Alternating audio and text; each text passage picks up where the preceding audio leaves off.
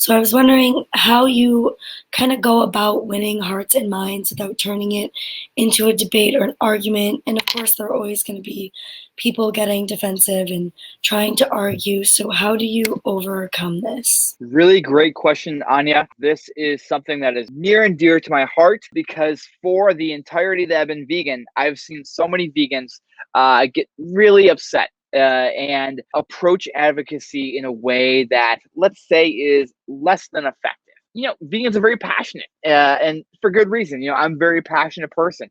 If you cannot tell by the energy that I'm bringing this right now, like I'm very passionate about this, about helping animals. But we need to take this passion, we need to package it up and present it to people in a way that is going to win them over and to get them to make choices that is going to make an impact for animals.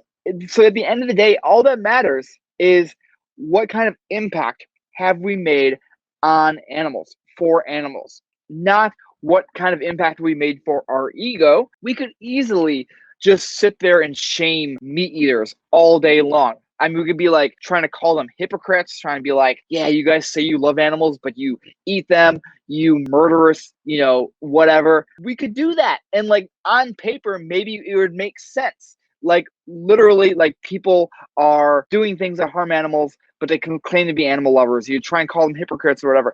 But is that going to win anybody over? Shaming someone, is that really going to work? And think about all the times in your life when you've been shamed.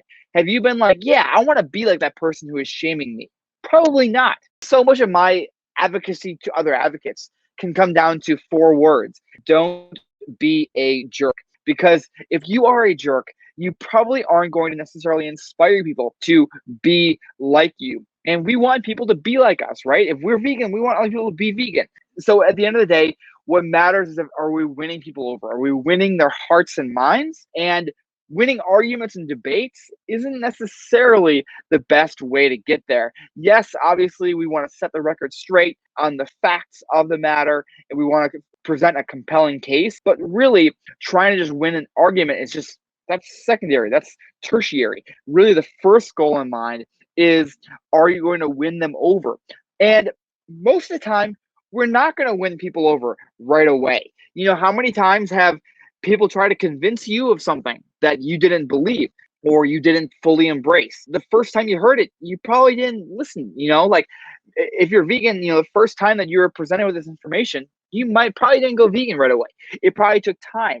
And so understanding that we have to meet people where they are, not where we want them to be. And yes, I would love for every conversation I have to lead to somebody going vegan overnight, but that's not reality.